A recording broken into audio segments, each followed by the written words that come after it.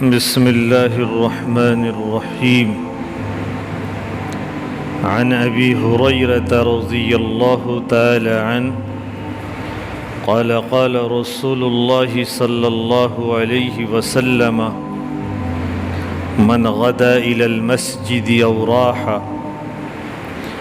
أعد الله له نزله من الجنة كلما غدا أو راح. رواہ البخاری و مسلم. حضرت ابو ہریرہ رضی اللہ تعالی عنہ سے روایت ہے، اللہ کے نبی علیہ السلام نے ارشاد فرمایا کہ جو بندہ جس وقت بھی صبح کو یا شام کو اپنے گھر سے نکل کر مسجد کی طرف جاتا ہے تو اللہ تعالیٰ اس کے واسطے جنت کی مہمانی کا سامان تیار کراتا ہے، وہ جتنی دفعہ بھی صبح ہو یا شام کو جائے۔ مسجد کی طرف جانے والے بندے کی فضیلت اس حدیث میں بیان کی گئی ہے،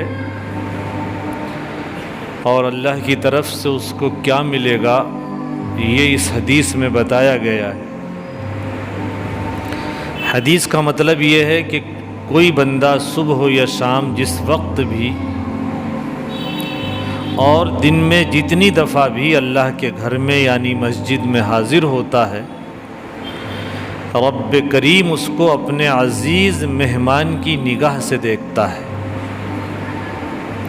اور ہر دفعہ کی حاضری پر جنت میں اس کے لیے مہمانی کا خاص سامان تیار کراتا ہے جو جنت میں پہنچنے کے بعد بندے کے سامنے آنے والا ہے۔ اور ظاہر ہے کہ رب کریم کے جنت والے سامان مہمانی کا دنیا میں کوئی تصور نہیں کیا جا سکتا۔ اور ایک دوسری حدیث میں ہے: المساجد بیوت اللہ والمؤمنون زوار اللہ وحق علی المزور ان یکرم زائرہ۔ مسجدیں اللہ کے گھر ہیں، اور ان میں حاضر ہونے والے اہل ایمان اللہ تعالیٰ کے ملاقاتی اور مہمان ہیں، اور جن کی ملاقات کو کوئی آئے اس پر حق ہے کہ وہ آنے والے ملاقاتی کا اکرام اور اس کی خاطرداری کرے۔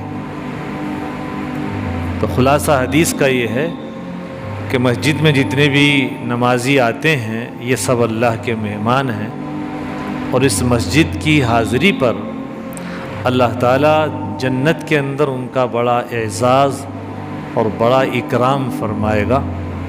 وہ نعمتیں ملیں گی کہ دنیا میں اس کا تصور بھی نہیں آ سکتا۔ عن ابی ہریرہ رضی اللہ تعالی عنہ قال قال رسول اللہ صلی اللہ علیہ وسلم: صلاة الرجل فی الجماعة تضاعف على صلاته في بيته وفي سوقه 25 ضعفا، وذلك أنه إذا توضأ فأحسن الوضوء ثم خرج إلى المسجد لا يخرجه إلا الصلاة لم يخط خطوة إلا رفعت بها درجة وحط عنه بها خطيئة، فإذا صلى لم تزل الملائكة تصلي عليه ما دام في مصلاه اللهم صل عليه اللهم ارحمه ولا يزال احدكم في صلاة ما انتظر الصلاة۔ رواہ البخاری و مسلم۔ مسجد میں نماز پڑھنے کا مقام کیا ہے، مرتبہ کیا ہے؟ ایک آدمی نماز پڑھے گھر میں یا بازار میں یا مسجد کے علاوہ کسی اور جگہ میں، اس نماز کا وہ مقام اور مرتبہ نہیں ہے جو اس نماز کا ہے جو وہ مسجد میں آ کر جماعت کے ساتھ پڑھتا ہے۔ حدیث سنیے، حضرت ابو ہریرہ رضی اللہ تعالی عنہ سے روایت ہے کہ اللہ کے نبی علیہ السلام نے ارشاد فرمایا: آدمی کی نماز جو وہ جماعت سے مسجد میں ادا کرے، اس کی اس نماز کے مقابلے میں جو اپنے گھر میں یا بازار میں پڑھے، ثواب کے اعتبار سے 25 گنا زیادہ ہوتی ہے۔ اور وجہ یہ ہے کہ جب وہ بندہ اچھی طرح وضو کر کے مسجد کی طرف جاتا ہے، بہتر یہ ہے کہ گھر سے وضو کر کے آئے، جب وہ اچھی طرح وضو کر کے مسجد کی طرف جاتا ہے اور اس جانے میں نماز کے سوا اس کا کوئی دنیاوی مقصد نہیں ہوتا، صرف اللہ کی رضا کے لیے نماز پڑھنے آتا ہے، تو اس کے ہر قدم پر اس کا ایک درجہ بلند کر دیا جاتا ہے اور اس کی ایک خطا، ایک غلطی معاف کر دی جاتی ہے۔ پھر جب وہ نماز پڑھتا ہے تو فرشتے اس وقت تک برابر اس کے حق میں عنایت اور رحمت کی دعا کرتے رہتے ہیں جب تک کہ وہ نماز پڑھنے کی جگہ میں موجود رہے۔ آپ نے نماز پڑھ لی اور ابھی آپ وہیں بیٹھے ہوئے ہیں، تو جب تک آپ وہاں بیٹھے ہوئے ہیں برابر فرشتے اس کے لیے رحمت کی دعائیں کرتے رہتے ہیں۔ ان فرشتوں کی دعا کیا ہوتی ہے؟ اللہم صلی علیہ، اے اللہ اپنے بندے پر خاص رحمت نازل فرما، اللہم ارحمہ، اے اللہ اس پر رحمت فرما۔ اور جب تک تم میں سے کوئی نماز کے انتظار میں مسجد میں رہتا ہے، اللہ کے نزدیک اور اس کے حساب میں وہ برابر نماز ہی میں رہتا ہے، اس کو اب بھی وہی ثواب ملے گا جیسے وہ نماز پڑھنے ہی میں۔ تو مسجد میں جماعت سے نماز پڑھنے پر بنسبت گھر اور دکان وغیرہ کے ایک تو 25 گنا ثواب، اور راستے کے ہر قدم پر ایک درجے کی بلندی، ایک گناہ کی معافی، یہ کتنی بڑی اور کتنی سستی رحمت ہے، سوچیے آپ۔ اور پھر اس سے بھی آگے فرشتوں کی دعا، کیسی عظیم نعمت ہے۔ اس کے علاوہ اس حدیث کی ایک دوسری روایت میں فرشتوں کی اس دعا میں یہ بھی الفاظ ہیں کہ فرشتے یہ بھی کہتے ہیں اللہم اغفر لہ، اللہم تب علیہ، اے اللہ اس بندے کی بخشش فرما دے، اے اللہ اس کی توبہ کو قبول فرما لے۔ لیکن اسی روایت کے آخر میں ایک الفاظ یہ بھی ہیں ما لم یوزی فیہ ما لم یحدث، نماز کے بعد مسجد میں بیٹھنے والے اس بندے کے حق میں فرشتے یہ دعائیں اس وقت تک برابر کرتے رہتے ہیں جب تک کہ وہ کسی کو اپنے ہاتھ یا اپنی زبان سے تکلیف نہ پہنچائے یا اس کا وضو نہ ٹوٹ جائے۔ وضو ٹوٹ گیا تو فرشتے دعا بند کر دیتے ہیں، آپ نے کسی کو تکلیف پہنچا دی، کسی کو برا بھلا کہہ دیا تو فرشتے پھر وہ دعا آپ کے لیے بند کر دیتے ہیں۔ عن عثمان بن مظعون انه قال یا رسول اللہ اذن لنا فی الترہب، فقال رسول اللہ صلی اللہ علیہ وسلم ان ترہب امتی الجلوس فی المساجد انتظار الصلاة۔ دیکھیے حدیث سمجھیے، حضرت عثمان بن مظعون رضی اللہ تعالی عنہ سے روایت ہے کہ انہوں نے اللہ کے نبی علیہ السلام سے عرض کیا حضرت مجھ کو رہبانیت اختیار کرنے کی اجازت دے دیجیے۔ ایک صحابی ہیں عثمان بن مظعون، ان کا دل یہ چاہتا تھا ہر وقت کہ میں ساری چیزوں سے کٹ کر کسی جنگل میں جا کر کے علیحدگی اختیار کروں، یہ دنیا کے جھمیلوں میں رہنا پسند نہیں کرتا۔ دنیا میں بہت سارے جھمیلے ہوتے ہیں، کہیں بال بچوں کا ہوتا ہے، بیوی کا ہوتا ہے، رشتہ داروں کا ہوتا ہے، کاروبار کا ہوتا ہے، تو یہ چاہتے تھے اللہ کے نبی مجھے آپ رہبانیت اختیار کرنے کی اجازت دے دیجیے۔ رہبانیت کہتے ہیں ترک دنیا، دنیا کو چھوڑ دینا اور کہیں خلوت نشینی اختیار کر کے اللہ کی یاد میں لگ جانا۔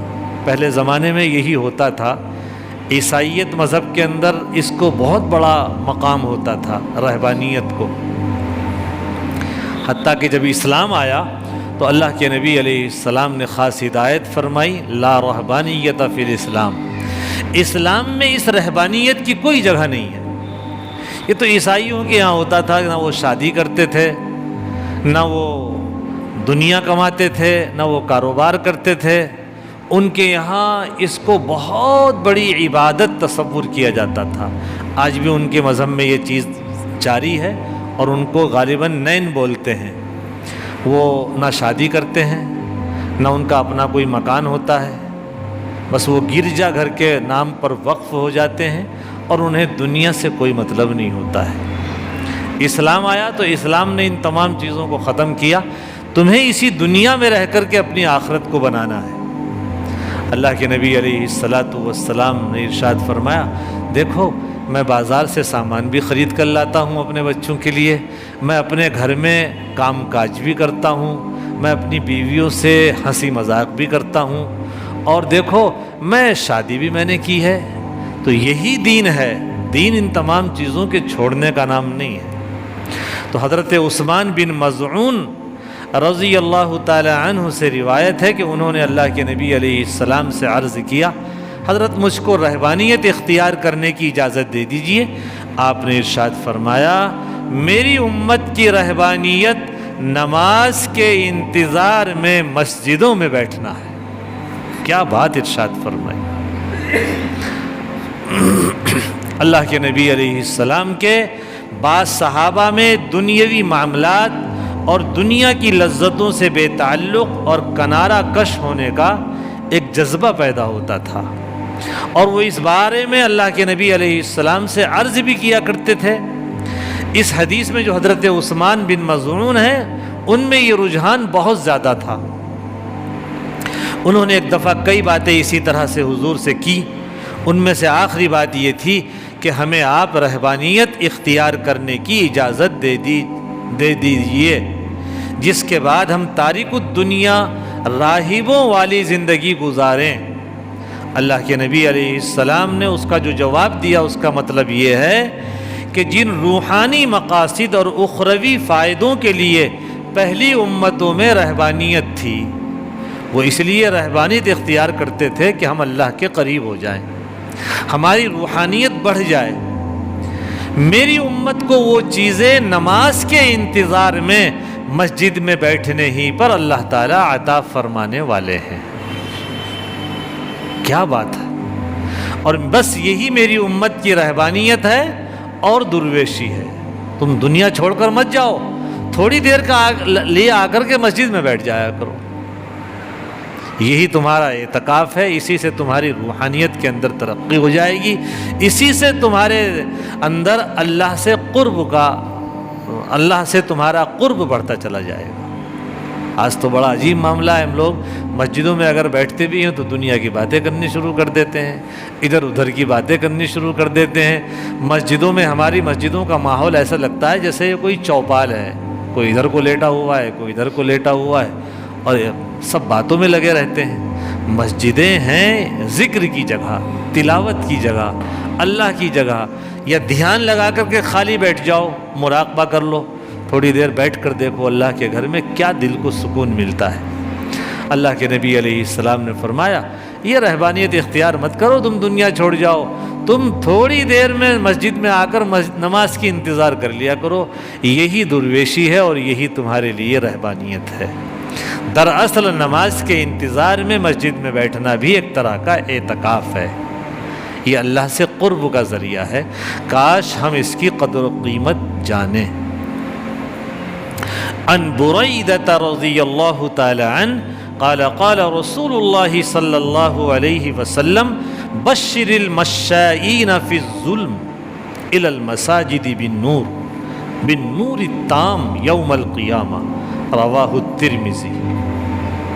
پہلے زمانے میں کہاں لائٹ ہوتی تھی، اب تو قدم قدم پر لائٹیں لگی ہوئی ہیں، سڑکوں پر کھمبے لگے ہوئے ہیں، وہاں لائٹیں لگی ہوئی ہیں، اندھیرا ہوتا ہی نہیں ہے۔ اس زمانے میں چراغ جلتے تھے، ان کی روشنی کتنی سی ہوتی تھی، وہ بھی سڑکوں پر بہت کم جلتے تھے، تو اندھیری رات ہوتی تھی۔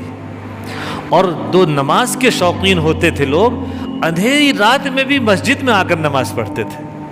تو ایسے لوگوں کو اللہ کے نبی علیہ السلام نے بڑی زبردست بشارت سنائی ہے کیا فرمایا؟